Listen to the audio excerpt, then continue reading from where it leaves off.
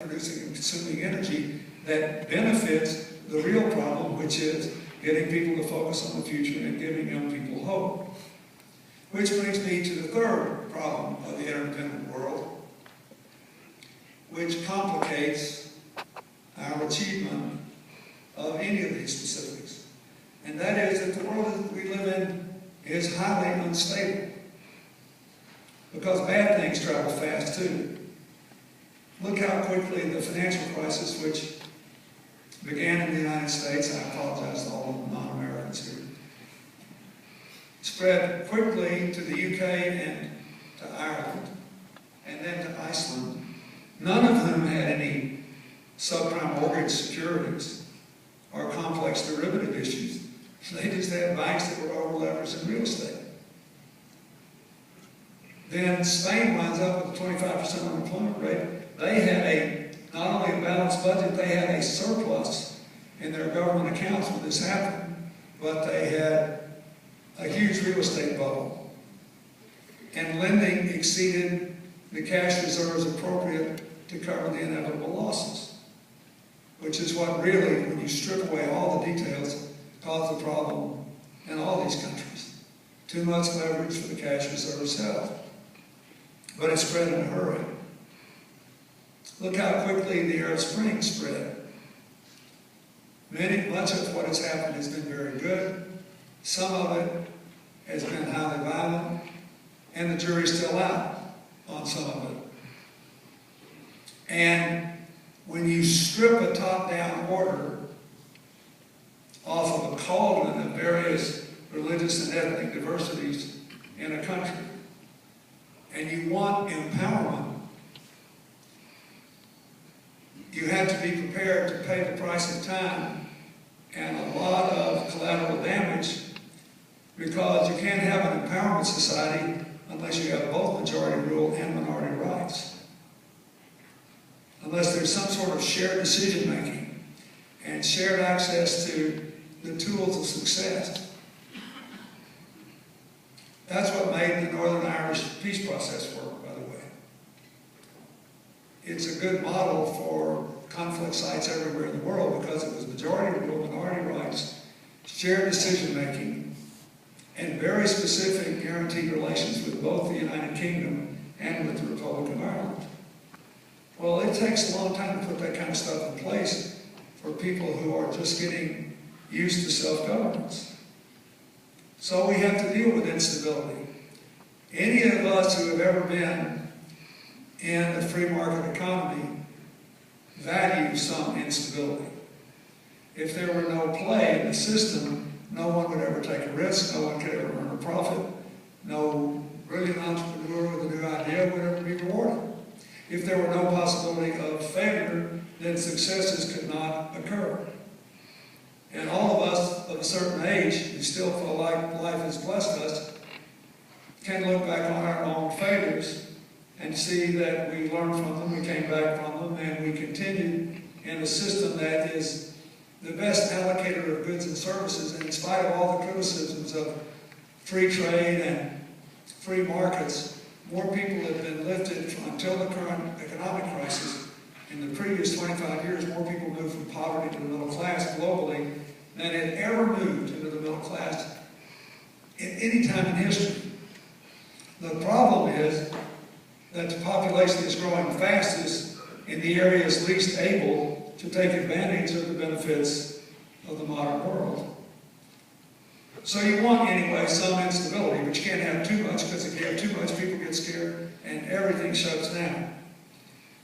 That is indeed part of the problem that we're still clawing out of just a couple of days past the 11th anniversary of 9/11 in America, with building trade and investment between the United States and the Middle East. So what I try to do every year is to, around the Clinton Global Initiative, is to bring people together from all over the world, including from the Middle East, and try to get people to make specific commitments to do things that will address either the inequality problem or the instability problem or the sustainability problem. I have a very simple, maybe mundane theory that small, concrete progress changes consciousness. And when you change people's consciousness, then their awareness of what is possible changes.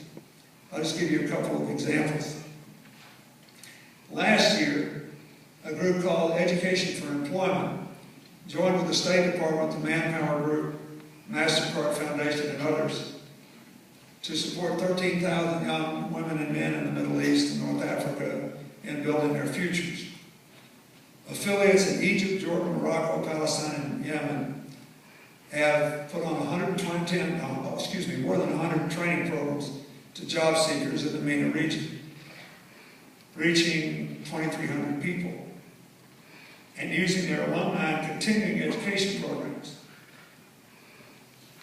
especially to try to increase access to business startups in the Palestinian territories in the West Bank. Now, that's a small thing, but not to the people whose lives were changed by it, and the people who see the consequences. Every trade deal made, every investment deal made, every time you give people something to look forward to in the morning, you change consciousness and change the trajectory of the future. I'd also like to say, even though I'll say more about this in the Q&A,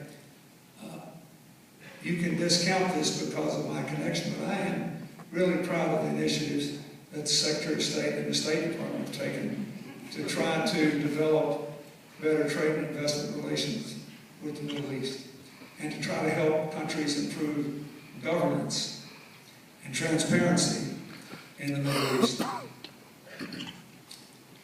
Because I know that while America has to change, we have to do some things.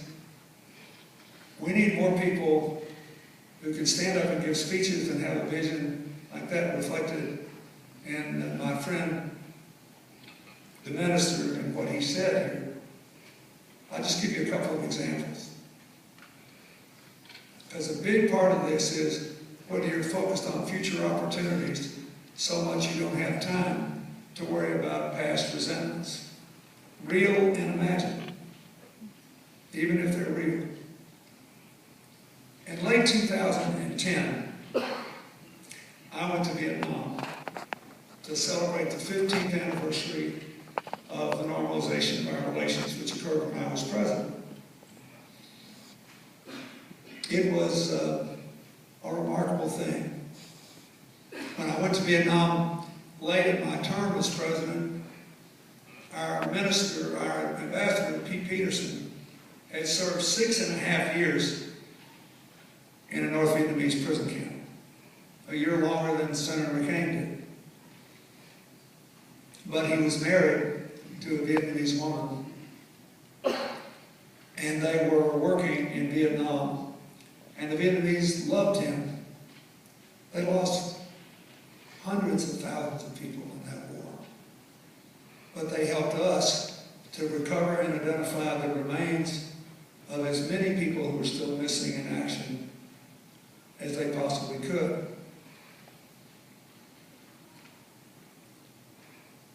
I will never forget the mayor of Saigon, now called Ho Chi Minh City, had me meeting in a room with an old map, wood-carved map of the city that said Saigon on it.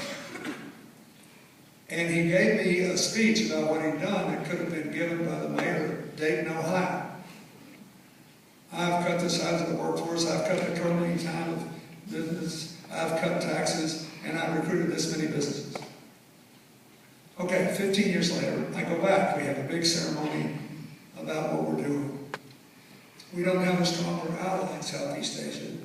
And their per capita income in 15 years went from $300 a year to over $1,500 a year. It's now about $1,800 a year.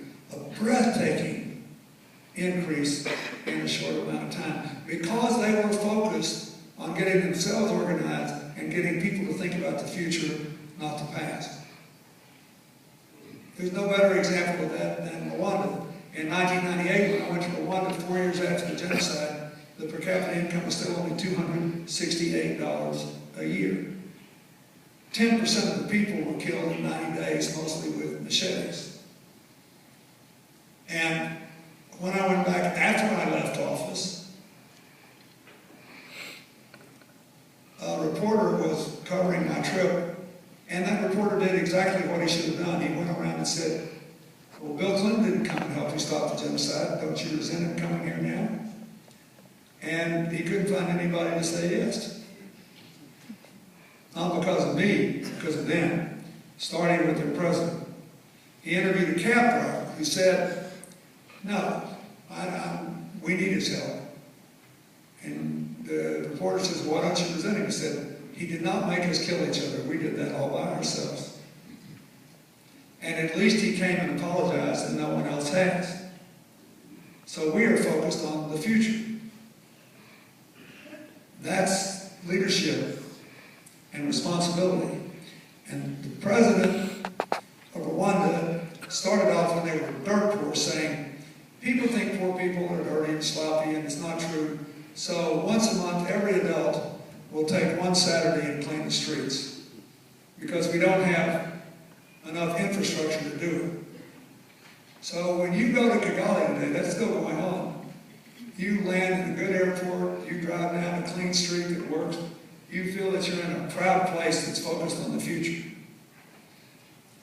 From 1998 until 2010, their income went from $268 a year to $1,100 a year. It's now about $1,300 a year. And last year, the president moved almost 1 million people out of poverty by global standards simply by giving every family a cow.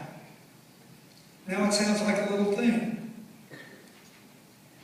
But now it's not just in the capital city. If you go into the rural areas where people are used to being left out and left behind, and you see these barns where they keep their dairy cows and they milk them every day, you see all these new houses that are being built. I was just there. They know they're never going to be as rich as we are. But they think tomorrow will be better than yesterday. And they think their children will have a better chance. They have something to look forward to because they are focused on the future. Somehow we have to get that done. One of our CGI commitments 2 years ago might be of some interest to you. The Tony Blair Faith Foundation that the former British Prime Minister works on, and you know he's active in the Middle East anyway, committed to training about 800 teachers in 15 countries, involving about 400 schools, and working with the government to teach students across the world and across different faiths about each other's lives and religions. They met their goal, they've expanded the number of schools, and now they've got all these relationships between young people all over the world.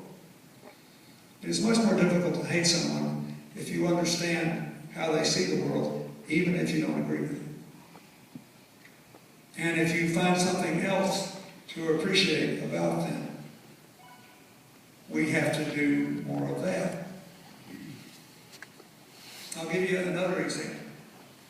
In the Middle East, I have visited 2 different schools, private schools with tuition, excellent schools, built by the GEMS unit, the Varka GEMS schools, and they're extremely good.